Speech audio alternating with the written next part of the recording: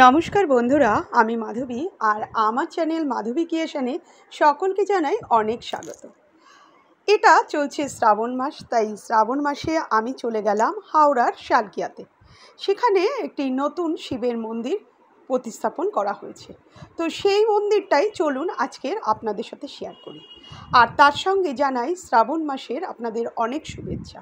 শ্রাবণ মাসে কম বেশি প্রত্যেকেই আমরা শিবের পুজো করি, আর শিব অল্পতেই কিন্তু সন্তুষ্ট থাকে, আর শিবের ভক্ত সবাই। তো চলুন আজকের সেই পুজোর আমি সেখানকার দৃশ্যটা দেখাই। এত সুন্দর সেখানকার প্রকৃতি দৃশ্য।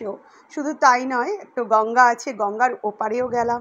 সেখানে শিবের মাথায় জল ঢাললাম, শিবের কাছে প্রার্থনা করলাম যাতে সারাটা বছর সুন্দর কাটে, সমস্ত বাধা বিপদ থেকে দূরে থাকি এবং সবাইকে ভালো রাখুক।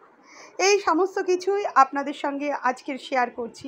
আমার তো সেখানে গিয়ে খুবই ভালো লেগেছে। আপনারা অবশ্যই একবার চলে যাবেন হাওড়ার শালকিয়াতে। ওপারের গঙ্গার ওপারটাও দেখুন কত সুন্দর। আর এখানে খুব বড় করে অনুষ্ঠান হচ্ছে, সেখানে মেলারও অনুষ্ঠান হচ্ছে।